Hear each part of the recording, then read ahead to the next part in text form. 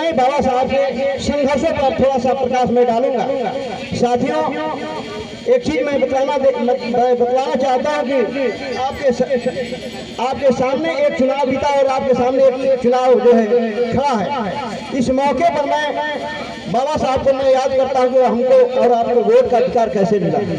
साथियों, जब यह लोकतंत्र स्थापित हुआ तो बाबा साहब डॉक्टर B.R. अम्बेडकर साहब के सामने गांधी एंड कांग्रेस के लोगों ने एक शर्त रख दिया कि वोट का अधिकार सिर्फ उन्हीं को होगा जो 100 रुपये धन के मालिक होंगे या पढ़े लिखे होंगे। तो साथियों, बाबा साहब ने इस बात को सोचा कि भाई अगर इस तरह का लोकतंत्र अगर ये देश में आया तो हमारे लोगों को वोट का अधिकार नहीं मिल सकता, क्योंकि इसलिए कि उस समय मनुस्मृति लागू था, छोटा बड़ा ऊंच नीच की कानून थी, व्यवस्था थी। इसलिए उन्होंने सोचा कि अगर हमारे लोगों को पढ़ने लिखने का अधिकार ही नहीं है तो सर्टिफिकेट कहाँ से दिखलाएंगे, और इस आधार पर हमको वोट का अधिकार नहीं मिलने वाला है। फिर उन्होंने सोचा कि हमारे लोगों को मनुस्मृति में संपत्ति रखने का अधिकार नहीं है, जब संपत्ति रखने का अधिकार ही नहीं है तो फिर इस आधार पर भी वोट का अधिकार नहीं मिलने वाला है। साथियों, थोड़ा स्पीड में बोल रहे हैं, अपनी बात को जल्दी समाप्त करने की वजह। साथियों, इस आधार पर भी हमको वोट का अधिकार नहीं मिलने वाला। तब उन्होंने इस बात को लेकर के अंग्रेजों से लड़ाई लड़ा कि साथियों, या आप जो लोकतंत्र स्थापित करने जा रहे हैं, जो आप शर्त रखे हैं कि वोट का अधिकार सिर्फ उन्हें होगा जो पढ़ा लिखा होगा या जिसके पास संपत्ति होगा, जो टैक्स देता होगा, तो हमारे लोगों के पास तो न संपत्ति रखने का अधिकार न पढ़ने का अधिकार है। इन दोनों के आधार पर हमको वोट का अधिकार नहीं मिलने वाला है। तो उन्होंने पूछा भाई किस तरह से वोट का अधिकार को दिया जाए, तो उन्होंने कहा एक बात सत्य है, हम लोग पैदा होते हैं, हमारे लोग पैदा होते हैं और पैदा होने के साथ उनकी उम्र बढ़ती है, इसलिए उम्र के आधार पर वोट का अधिकार मिलना चाहिए। साथियों, वही संघर्ष का देन है, बाबा साहब की कुर्बानी है कि हमको और आपको पूरे देश में चाहे किसी भी जाति धर्म और मजहब के मानने वाले लोग हो, सबको वोट का अधिकार मिला। और वोट का अधिकार इसलिए नहीं मिला कि अपने वोट को उसका कीमत ना समझे। आपका वोट अगर कोई आपके दरवाजे पर बड़ा उद्योगपति अगर आता है 5 साल में तो सिर्फ आपके वोट के वजह से आता है, ना कि आपका चेहरा देख करके आता है। इसलिए साथियों, इस वोट का कीमत को पहचानिए और आपके जो मिशन से जो जुड़ा व्यक्ति है उसका सम्मान कीजिए, तभी आपका मिशन आगे बढ़ने वाला है। और साथियों, मैं एक चीज और मैं एक घटना बतलाना चाहता हूँ कि बाबा साहब 1916 ईस्वी में बड़ौदा के राजा सयाजीराव गायकवाड़ साहब के यहाँ नौकरी करने गए। तो साथियों, चूंकि सयाजीराव गायकवाड़ साहब ने उनको साथियों पढ़ने लिखने का छात्रवृत्ति दिया था, लेकिन एक शर्त थी कि जब आप पढ़ लिख करके हमारे यहाँ आएंगे तो आपको हमारे यहाँ नौकरी करना होगा।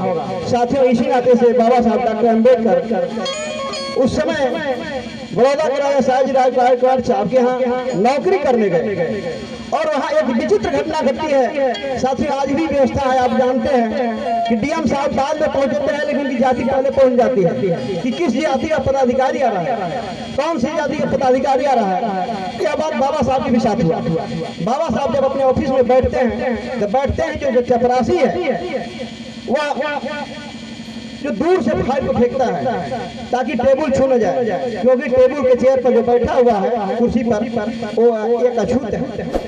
साथियों, मैं बतलाना चाहता हूँ उस समय ऐसी व्यवस्था थी जो मनुस्मृति का संविधान लागू था, जिसे बाबा साहब ने जलाया आज ही के दिन 25 दिसंबर 1927 को जलाया था।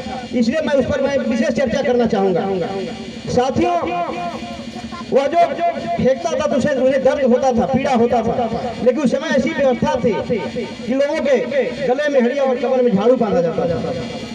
गले में हड़िया इसलिए बांधा गया कि अगर शूद्र अगर निकलेगा घर से बाहर और रास्ते में कहीं थूक देगा तो उस पर अगर ऊंची जाति वाले का पैर पड़ेगा तो उसका हार्ट अटैक कर जाएगा, वो पवित्र हो जाएगा, उसे पवित्र होना पड़ेगा, उसे नहाना पड़ेगा। इसलिए मना था कि वो अगर थूके तो अपने रास्ते में कहीं ना थूके, अपने गले की हड़िया में थूके। साथ ही यही नहीं, हमारे लोगों के कमर में झाड़ू बांधा के जाता था उस समय। वो मनुस्मृति का संविधान था जिसके इसलिए बांधा जाता था। साथियों, कि अगर कहीं रास्ते में चलते वक्त उसका निशान होगा, उस निशान पर भी उसके अगर पैर ऊंची जाति वाले का पड़ जाएगा तो अपवित्र हो जाएगा, इसलिए बांधा जाता था। साथियों, इसी नाते हमारे लोग यही नहीं, आपको मैं बतला दूं कि शूद्रों को ठीक दिन दोपहरिया में निकलने का प्रावधान था, और जब चलते थे तो उनको उनके हाथ में घुंघरू और पैर में घुंघरू बांधा जाता था ताकि लोग जान जाए कि क्षुद्र आ रहा। इसलिए साथियों, यही कारण था, वह चपरासी था, बाबा साहब से इतना छुआछूत का भेदभाव रखता था। इसलिए साथियों, मैं एक बात बतलाना चाहता हूँ, जब शाम होता है बाबा साहब अपने घर पर आते हैं, होटल पर आते हैं, तो आते ही उन्होंने देखा कि उनके कमरा का ताला टूटा हुआ है, सामान बाहर सड़क पर फेंक दिया गया है। बाबा साहब ने होटल मालिक से पूछा कि हमारे कमरा का ताला किसने तोड़ा, हमारा सामान बाहर सड़क पर किसने फेंका? तो होटल मालिक ने कहा कि कमरा का ताला हमने तोड़ा, सामान बाहर सड़क पर हमने फेंका। कहा क्यों फेंका? कहा इसलिए फेंका क्योंकि अछूत अगर हमारे होटल में रुकेगा तो किसी दूसरे जात का आदमी यहाँ नहीं आएगा। जब दूसरे जात का आदमी नहीं आएगा तो हमारा बिजनेस ठप पड़ जाएगा। इसलिए आप कहीं भी जाओ पर हम आपको यहाँ रहने नहीं देंगे। साथियों, बड़े ही कष्ट हुआ बाबा साहब को। उसी गायकवाड़ पार्क में वो गए, वहाँ बहुत खूब गए, अपने आप को कोसे कि मैं इतना पढ़ा लिखा होकर के दुनिया के तमाम देशों से मैं इतने डिग्रियां हासिल करके आया, और मेरे साथ जब इतना छुआछूत का बड़ा दुर्व्यवहार हो रहा है तो हमारे गांव में, कस्बे में अनपढ़ गंवार है, उसके साथ क्या होता होगा। साथियों, उसी समय बाबा साहब ने प्रतिज्ञा किया कि मैं आजीवन नौकरी नहीं करूंगा, और उन्होंने संकल्प लिया कि मैं अपने लोगों की हालात को बदल दूंगा। अगर मैं नहीं बदल पाया तो अपनी कनपटी पर गोली मार करके आत्महत्या करूंगा।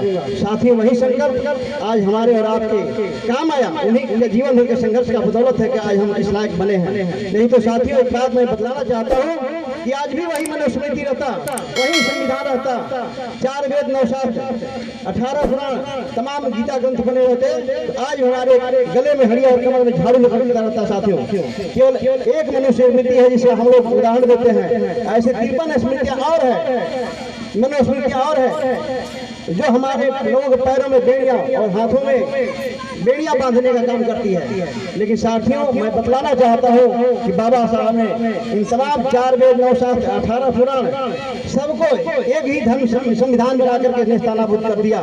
और अब एक चीज और बतलाना चाहता हूँ, जो मनुस्मृति और रामायण को 25 दिसंबर 1927 को जलाया था। 20 मार्च 1927 को जब आपको हमको पानी पीने का अधिकार नहीं था, उन्होंने महान सत्याग्रह किया। हमारे पढ़े लिखे लोग जानते होंगे, जो गूगल पर सर्च करके इस बात को देख रहे हैं। लेकिन साथियों, उस प्रतिकार में जो सवर्ण जाति के जो अपर कास्ट के थे, उन लोगों ने हमारे लोगों को बहुत मारा, बहुत से लोग घायल हुए, उसमें बाबा साहब को भी चोटें आई थी। लेकिन उसके बदले में फिर पुनः क्रांति के लिए हमारे लोग एकजुट हुए। जब ऐसा पता चलता है तो सवर्ण जाति के लोग जाकर अंग्रेजी हुकूमत में आवेदन दे देते हैं, और उसी का सुनवाई 20 दिसंबर 1927 को होता है। और बाबा साहब कभी कुछ इसमें आदमी थे, तो अंग्रेजों ने कहा कि बाबा साहब आपको वहाँ पर नहीं जाना है, वहाँ पर आपको नहीं जाना, अगर आप जाते हैं तो हम लोग अरेस्ट कर लेंगे। इसलिए साथियों, उन्होंने कहा कि ऐसा हम लोग नहीं करेंगे, जबकि हमारे लोग उग्र थे, कह रहे थे कि हमको किसी प्रकार से उस तालाब का पानी पीना है। बाबा साहब ने कहा ऐसा नहीं, क्योंकि हमारे लोग ही नहीं रहेंगे तो फिर हम कहाँ रहेंगे, हमारा मिशन कैसे चलेगा। तब बाबा साहब ने उनके 24 को जो देश को रखा गया था 23 दिसंबर को, उसको कैंसिल करते हैं और 25 दिसंबर को मनुस्मृति रामायण को जलाया था। यही इसका इतिहास है साथियों।